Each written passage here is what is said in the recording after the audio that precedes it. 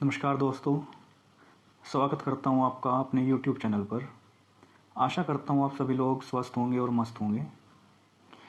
और आज का जो हमारा टॉपिक रहने वाला है वो लंपी वायरस के संबंधित में होगा। आज हम आपको लंपी वायरस क्या है, कैसे फैलता है, क्या इसके उपचार हैं, कैसे बचाव हम कर सकते हैं, ये सब हम आपको बताएंगे।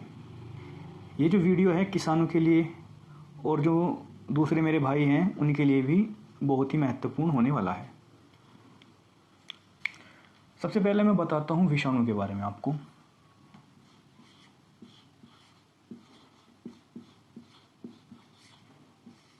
विषाणु वायरस, विषाणु कह सकते हैं, वायरस इंग्लिश में कहते हैं। विषाणु क्या है? एक तरह से अगर हम विषाणु को देखते हैं तो विषाणु एक बहुत ही छोटा जीव है, बहुत ही छोटा।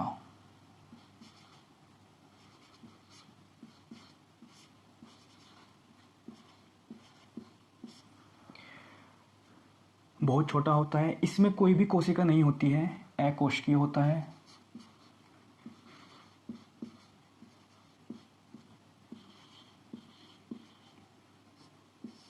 अकोशिकीय होता है।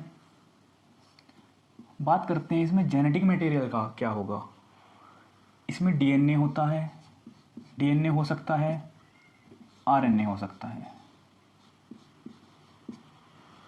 Deoxy ribonucleic acid, ribonucleic acid, ये दो चीज़ इसमें हो सकती हैं। या तो डीएनए हो सकता है या आरएनए हो सकता है। बात करते हैं डीएनए कैसा होगा और आरएनए कैसा होगा। या तो वो डबल स्टैंडर्ड होगा या सिंगल स्टैंडर्ड होगा, या वो लीनियर फॉर्म में होगा या सर्कुलर फॉर्म में होगा। ठीक है, हम बात करते हैं हम वायरस को किसके द्वारा देख सकते हैं। वायरस की बात करते हैं तो हम इलेक्ट्रॉन माइक्रोस्कोप, इलेक्ट्रॉन माइक्रोस्कोप, सूक्ष्मदर्शी, इलेक्ट्रॉन माइक्रोस्कोप के द्वारा हम इसको देख सकते हैं। बात करते हैं अगर ये मुक्त अवस्था में है, मान लीजिए हमारे नेचर में है, हमारे आसपास है, तो ये सुप्त अवस्था में है, अर्थात बिल्कुल निष्क्रिय पड़ा है, कुछ नहीं करेगा। लेकिन ही जैसे ही ये किसी जीव के संपर्क में आएगा, जैसे ही ये किसी जीव के, अर्थात किसी जीव जंतु जिसमें सांस है, जिसमें प्राण है ना, उसके संपर्क में आएगा, वैसे ही अपना कार्य करना स्टार्ट कर देगा। मुख्य कार्य क्या है इसका? ये बीमारी फैलाएगा आपको।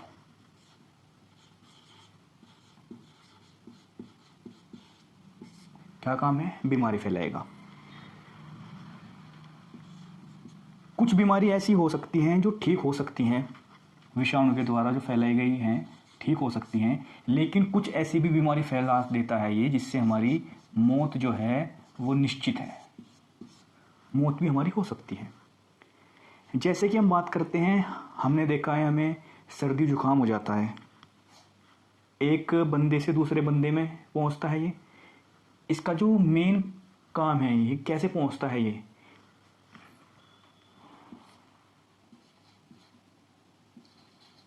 एक जीव से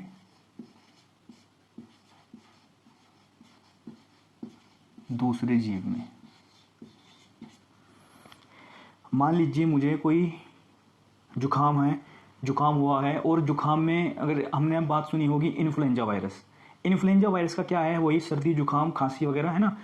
तो जैसे मुझे छींक आई, मैंने अपने हाथ से छींक को रोका दूसरे की ओर मेरा थूक ना जा सके, है ना। तो जैसे मैंने अपने हाथ पे रखा तो वो वायरस जो है मेरे हाथ पे आ गया, और जैसे ही मैं किसी के साथ हेलो करता हूँ, हाथ मिलाता हूँ, है ना, तो वो वायरस उसके हाथ पे लग जाएगा। अब जैसे ही वो व्यक्ति उस हाथ को अपने मुंह पे लगाएगा, आंख पे लगाएगा, तो वो वायरस उस व्यक्ति के संपर्क में आके उसके शरीर में चला जाएगा, और वही जो बीमारी मुझे है, जो इन्फ्लुएंजा मुझे है, वही उस व्यक्ति को हो जाएगा। जरूरी नहीं है कि ये मेरे हाथ से फैले, है ना। मैंने छींक दिया है, जो मेरे छोटे छोटे कण निकले हैं मेरे नाक में से, मेरे मुंह से, अगर वो उनके संपर्क में आ जाता है, उसे तब भी इन्फ्लुएंजा वायरस हो जाएगा। तो आज का जो हमारा मुख्य टॉपिक होगा विषाणु में, मैं बात करूंगा लंपी वायरस के बारे में, जो कि अभी बहुत ही तांडव मचा रहा है। हमारा राजस्थान हुआ, गुजरात हुआ, उत्तर प्रदेश हुआ, हरियाणा हुआ, पंजाब हुआ, बहुत से राज्यों में ये अपनी पकड़ को मजबूती से फैला रहा है। तो आज हम देखेंगे लंपी वायरस। लंपी वायरस से रिलेटेड हम बात करेंगे। लंपी वायरस क्या है, कैसे फैलता है, इसका उपचार क्या है, आइए आगे देखते हैं।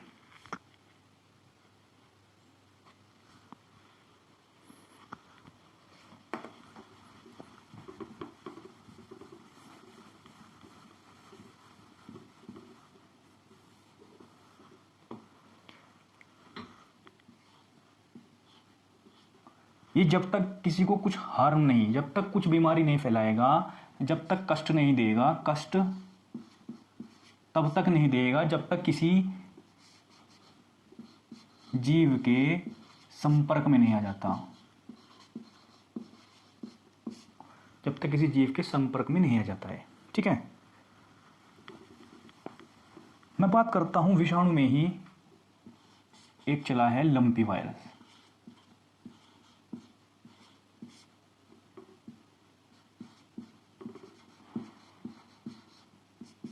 लंपी वायरस मुख्यतः अगर हम लंपी वायरस की बात करते हैं,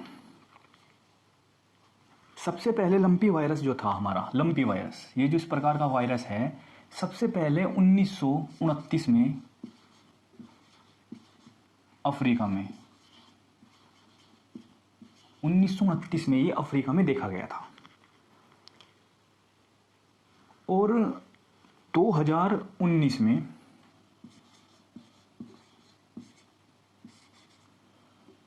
चीन ने इस वायरस को पहचाना कि ये कौन सा वायरस है। अगर मैं बात करता हूं ये कौन सी फैमिली का है लंपी वायरस, तो कैप्रीपॉक्स लंपी वायरस की बात करता हूं, कौन सी फैमिली का है,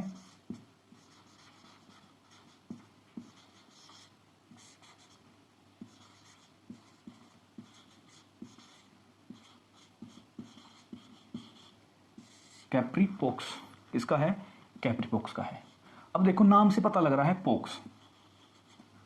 पॉक्स हमें पता है, एक स्मॉल पॉक्स होता है,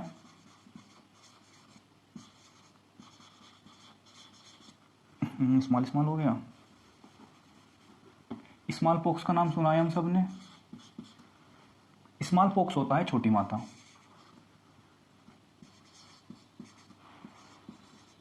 छोटी माता। हम सब जानते हैं जब हमको स्मॉल पॉक्स होता है तो हमारे शरीर पर, ये हमारा कोई शरीर है, इस पर क्या हो जाता है, दाने दाने ऐसे हो जाते हैं, दाने दाने। तो इससे रिलेट करके अगर हम देखते हैं, कैप्रीपॉक्स का ये फैमिली का है, अर्थात इस फैमिली का ये वायरस है, इस फैमिली का ये वायरस है लंपी वायरस। अब फैमिली क्या होता है, मान लीजिए मेरे घर में 4 सदस्य हैं, ये मेरी पूरी फैमिली है। क्या है, मेरी फैमिली है। एक सदस्य मेरे घर का कुछ काम करता है, एक किसान है ना, एक स्टूडेंट है और एक टीचर है ना, मान लीजिए।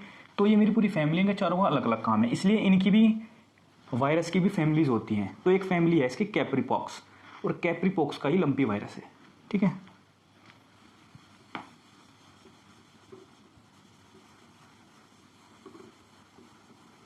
अब क्या हुआ, जब ये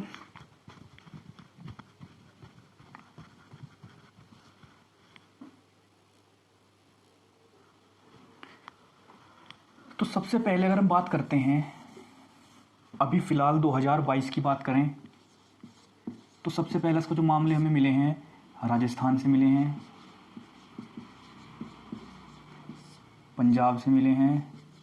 इन राज्यों में इसने शुरुआती कहर बहुत ही ढाया है अपना। ठीक है, लेकिन इनसे पहले भी ये पहले जो है कर्नाटक,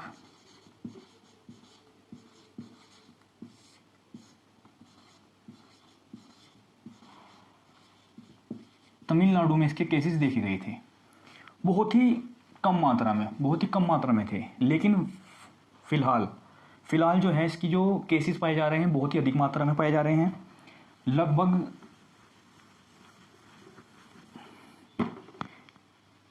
1 लाख तक, 1 लाख से या अबोव गायें अब तक जो है हमारी मर चुकी हैं। मुख्यतः जो लंपी वायरस है ये हमारे फिलहाल गाय में देखने को मिल रहा है। गाय भी कौन सी? HF, Holstein Friesian. HF गाय में बहुत ही अधिक है, लेकिन जो हमारी देसी गाय हैं, देसी HF गाय में तो बहुत ही अधिक है। HF गाय हैं जो हमारी देसी गाय हैं, HF में बहुत अधिक है। जो हमारी देसी गाय हैं इनमें बहुत ही कम देखने को मिल रहा है फिलहाल, क्योंकि हमें पता है देसी गाय जो है हमारी, इसकी इम्यूनिटी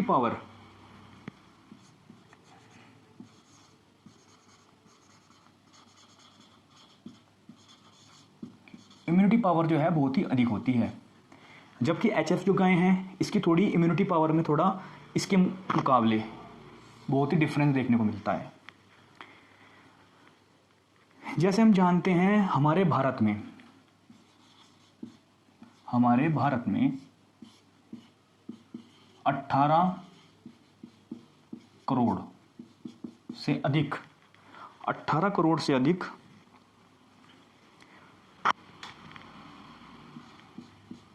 गोधन हैं। अगर हम भैंसों की बात करते हैं तो लगभग 11 करोड़ के आसपास हमारी भैंस देखने को मिलेंगी। हमें पता है गाय पे मुख्यतः प्रभाव डाल रहा है, जिससे हमारे किसान भाई बहुत ही आहत हैं। गाय पे डाल रहा है जिससे किसान जो हैं परेशान हैं बहुत। किसान क्या हैं? परेशान हैं। हमारे भारत की आधे से अधिक आबादी, जो हमारा भारत है इसकी आधे से अधिक आबादी जो है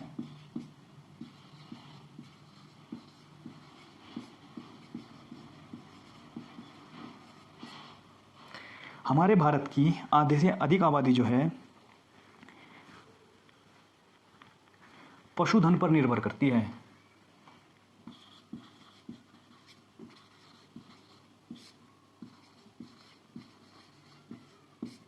पशुधन पर निर्भर है। हमारे देश की, हमारे भारत की आधे से अधिक आबादी जो है पशुधन पर निर्भर करती है। और पशुधन ही जब धीरे धीरे से समाप्त हो रहा है तो हमारी आधी आबादी क्या करेगी फिर?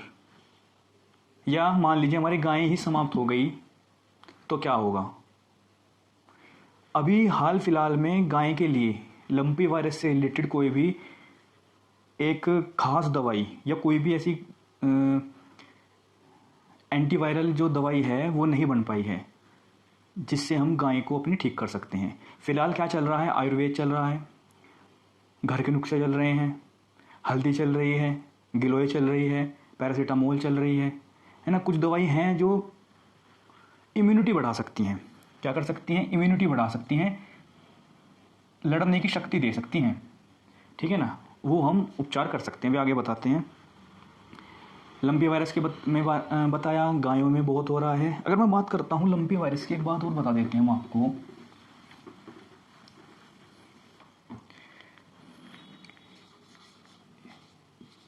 भेड़ और बकरी, भेड़ और बकरी, भेड़ बकरी की बात करते हैं।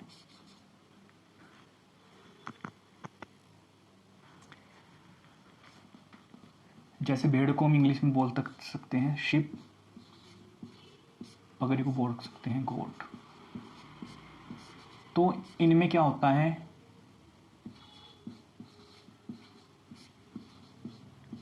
Ship pox. इसमें क्या होता है? Goat pox. भेड़ों में भी पाई जाती है, बकरी में भी पाई जाती है, लेकिन शिप पॉक्स और गोट पॉक्स के नाम से जानेंगे।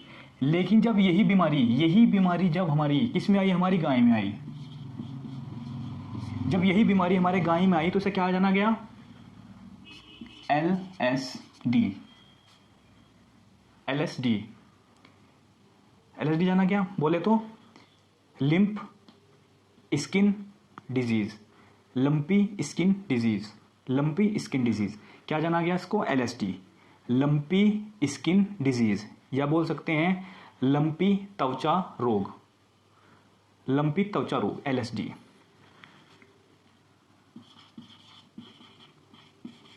Lumpy skin, lumpy skin disease, इस नाम से इसको जाना गया है, लंपी त्वचा रोग, लंपी त्वचा रोग।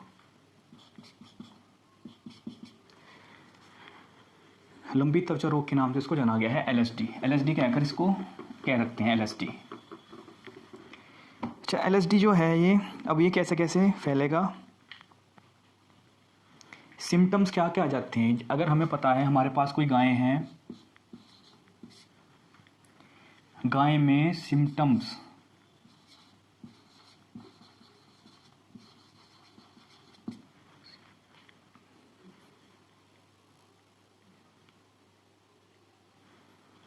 सिम्टम्स क्या क्या रहेंगे?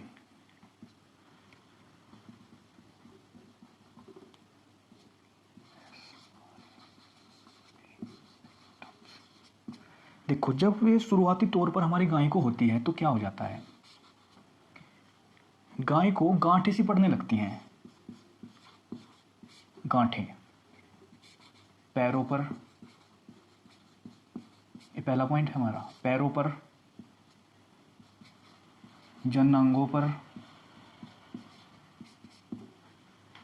जनांगों पर,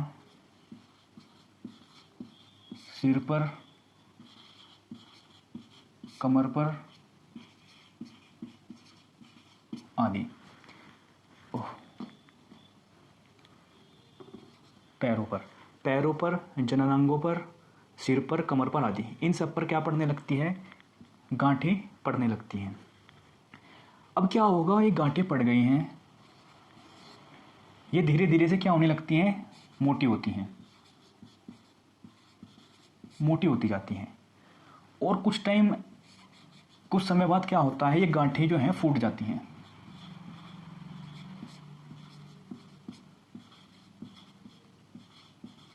फूटने लगती है। अब जब ये गांठें फूटेंगी, तो क्या होगा, जब गांठें फूटेंगी क्या होगा, गाय को बुखार आता है,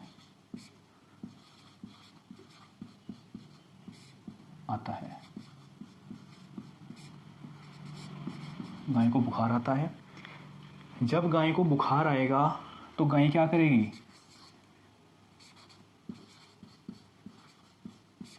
खाना पीना छोड़ देगी। अब जब खाना पीना छोड़ देगी तो उसका प्रभाव कहाँ पे पड़ेगा, उसके वजन पर। मुख्यतः प्रभाव जो पड़ेगा उसके दूध पर पड़ेगा। दूध देना क्या कर देगी, कम कर देगी। और अगर ये डिजीज़ ज़्यादा फैल जाती है तो दूध देना बिल्कुल बंद कर देगी।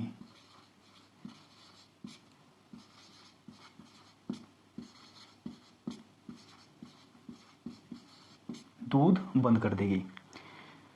अब खाना पीना भी छोड़ दिया है, सारी चीज़ छोड़ दी है।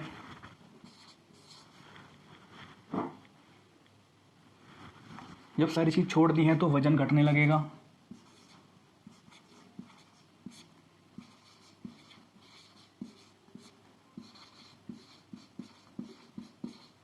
वजन घटने लगेगा। मुख्य लक्षण 7 बजे लिख देता हूं। मुंह से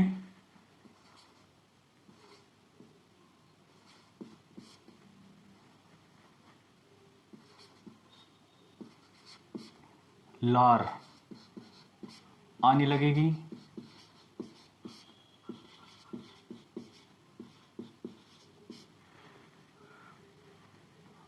मुंह से लार आने लगेगी।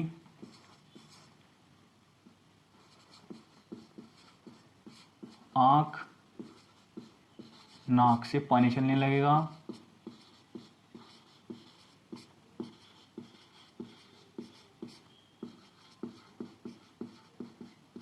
लगेगा, आँख नाक से क्या होगा, पानी चलने लगेगा। और अंतिम स्थिति तो ऐसी आ जाती है, जो ये गांठें हैं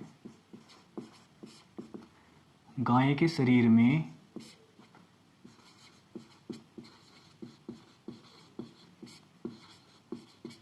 आंत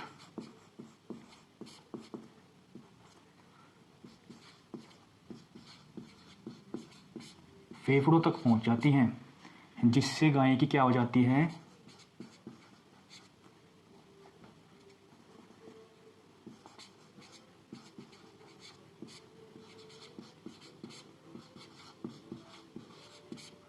जिससे गाय की मृत्यु हो जाती है।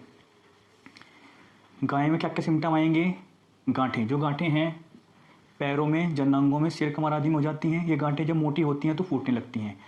जब फूटती हैं तो गाय को बुखार आ जाता है, खाना पीना छोड़ देती है। खाना पीना छोड़ देगी तो दूध देना भी छोड़ देगी, और अधिक बुखार होगा तो दूध देना बिल्कुल बंद कर देगी। वजन घटने लगेगा, मुंह से लार आने लगेगी, आंख नाक से पानी चलने लगेगा। गांठें गाय के शरीर में आंत फेफड़ों तक पहुंच जाती है, जिससे गाय की क्या हो जाती है, मृत्यु हो जाती है। ये तो थे इसके सिम्टम्स।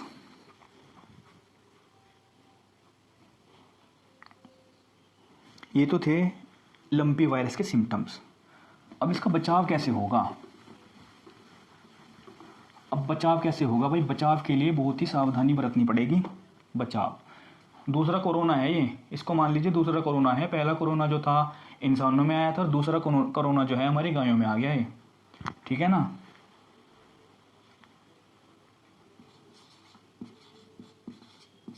बचाव के लिए तो स्वयं पहले हमें खुद से ही बचाव करने पड़ेंगे। हमें पता है जो गायें हैं, गाय की जो गांठें थी फूटने लगी थी, अब जब ये फूटती हैं, जैसे देख लीजिए पहले गांठें बंद थी बिल्कुल, ऐसे ऐसे गांठें हो रही थी ना, छोटी छोटी सी, ऐसे ऐसे सारी जगह पे। अब जब ये फूटती हैं, अंदर से क्या निकलता है, तरल पदार्थ निकलता है। वायरस तो है ही ना हमारी गाय के अंदर भी फिलहाल उसमें, क्योंकि डिजीज हुई है ये वाली। तो जैसे फूटती है तो तरल पदार्थ निकलता है,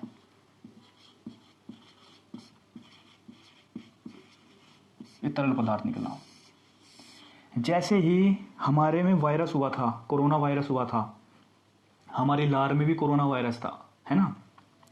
थूकने के लिए मना कर दिया गया था जगहों पर, है ना।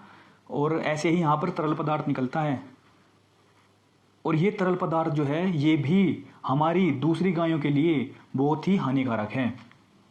क्यों हानिकारक है ये तरल पदार्थ, या जो भी इनके ऊपर, हमारी गाय के ऊपर घाव बन गया है, घाव से अगर खून का रिसाव भी हो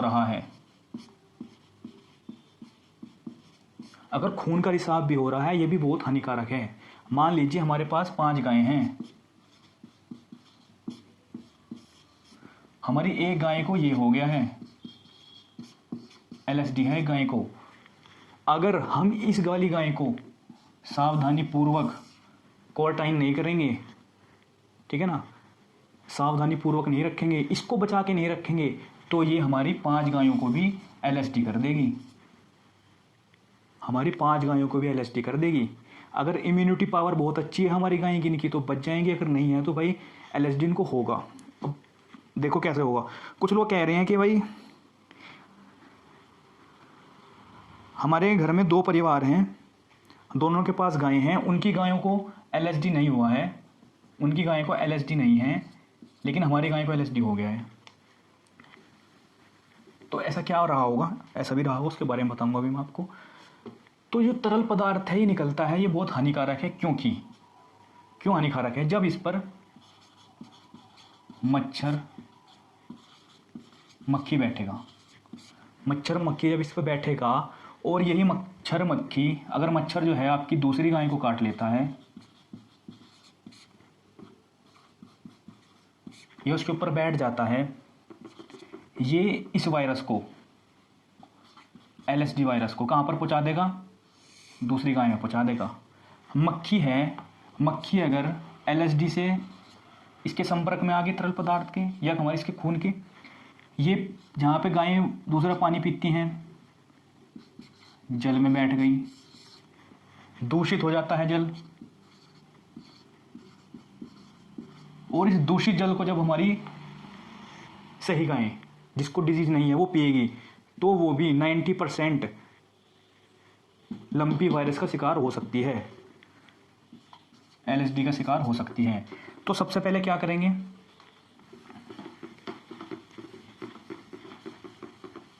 सबसे पहले हम लोग क्या करेंगे, अगर हमें पता है हमारी कोई गायें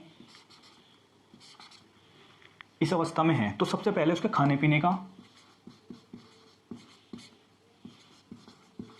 जो भी सामान है अलग कर दीजिए, जिसमें वो पानी पीती है उसको अलग कर दो। एक बहुत ही महत्वपूर्ण बात बता रहा हूं, गाय को बचाव के लिए जिस गाय को हुआ है उसको मच्छरदानी के अंदर रखो।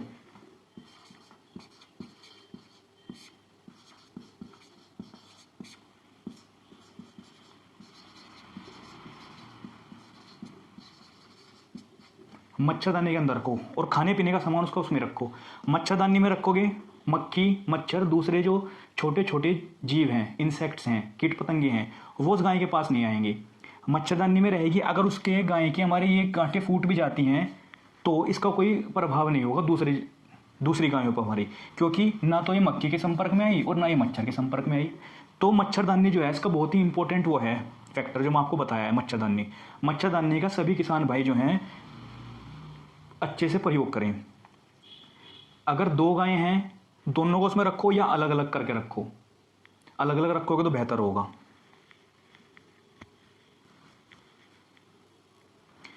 हमारे जो कीटनाशक होते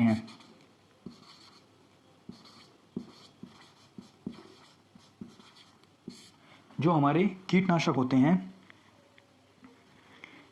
इनका छिड़काव करते रहें। जो हमारी LSD के संपर्क में गाय हैं उसके आसपास में कीटनाशक का छिड़काव करते रहें। गाय की जो ये गांठें हैं ना, गांठें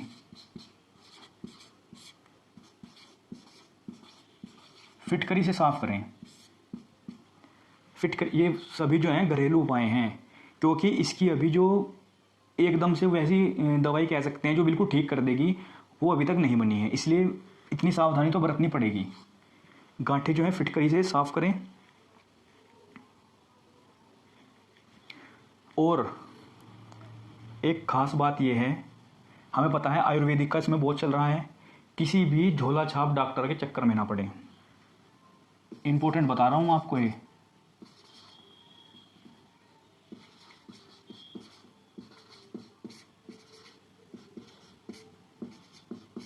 झोला छाप डॉक्टर के चक्कर में बिल्कुल ना पड़े। सरकारी अस्पताल में जो या कोई स्पेशलिस्ट है उससे मदद लें, उससे दवाई के बारे में पता करें। दवाई जो मिलेगी इम्यूनिटी बढ़ाने वाली मिलेगी, इम्यूनिटी बढ़ाने वाली दवाई आपको ज़रूर मिलेगी, और इम्यूनिटी बढ़ेगी तो लड़ने की क्षमता भी मिलेगी। गाय है भाई, इसने अच्छों को पाल दिया, ये खुद नहीं ठीक होएगी क्या? इसमें बहुत दम है, हमारी गाय में बहुत दम है, अपने आप ठीक होएगी। ठीक है। और जैसे हम जानते हैं हमारा जैसे लॉकडाउन लगा था,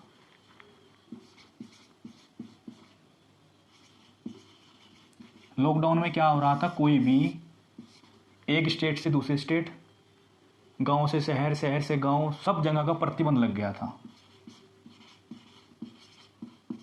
प्रतिबंध था। और ऐसा ही हमारे गाय का भी लॉकडाउन लगा हुआ है। गायें, भैंस, बकरी, भेड़, इन सब का लॉकडाउन लगा हुआ है। एक स्टेट से दूसरे स्टेट में नहीं आ जा रही हैं। कोई खरीद रहा है तो पाबंदी है बिल्कुल। इसलिए अगर मैं बात करता हूँ आपके शहर में ही कोई मेला लगा हुआ है, कोई मेला लगा हुआ है, कोई मंडी भरी हुई है, कोई मेला लगा हुआ है, कोई मंडी भरी हुई है, या पशुओं की प्रदर्शनी चल रही है,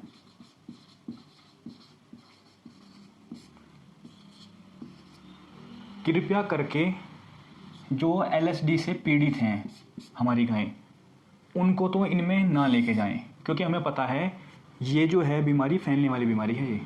ठीक है ना, तो इन चीज़ों पे तो उनको लेके ना जाएं। और एक एग्जाम्पल दे देता हूँ मैं अपने गांव का ही।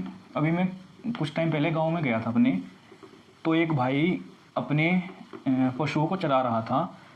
2 गायें, उसमें 2 गायें जो थी LSD थी। उनको ये हुआ था, खुले में चरा रहा है वो। मैंने उसको बताया है कि इसको खुले में भाई मत चराओ, क्योंकि ये बीमारी जो है फैलती है। अब मुझे नहीं पता है भाई उसके समझ में आया है या नहीं आया है। और भाई अगर आपने पाली हुई है, मैं सबसे इम्पोर्टेंट बात और बता देता हूँ, अगर आपने गाय पाली हुई है ना, दवाई इलाज की जिम्मेवारी भी आप लोगों की है। बहुत लोगों ने छोड़ दिया गाय अपनी सड़कों पे, बहुत गलत बात है। जिसने आपके पूरे परिवार का पेट भर रहा है ना, अब वो दवाई और इलाज के लिए तड़प रही है। इसका बहुत ध्यान रखिए भाई। जिस भाई ने भी गाय पाली हुई है उसको खेतों में ना छोड़ें, नहर के पास छोड़ दिए, मरी हुई गायें छोड़ दिए हैं। अगर गाय मर गई है तो उसको कम से कम दाब तो सकते हो, उसको दाब दो, उसकी आत्मा को शांति मिलेगी बेचारी की। या ऐसे छोड़ दोगे उसको भी? और भाई ऐसे लोगों से भी सावधान रहें। वैसे तो बताया जा रहा है कि जो गाय का दूध है,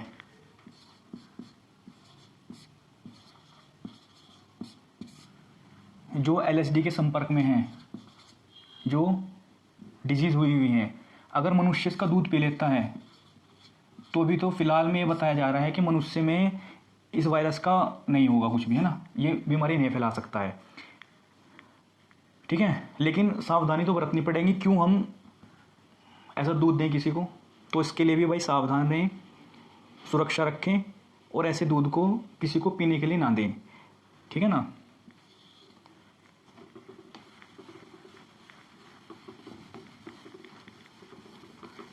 और आपको आशा करता हूँ मेरा जो टॉपिक है, मेरा पढ़ाया हुआ है, समझ में आया होगा। और जो मैंने आपको बचाव और सिम्टम बताए हैं, सिम्टम देखकर उसका बचाव कीजिए, गायों को बचाइए। गाय हमारी माता है।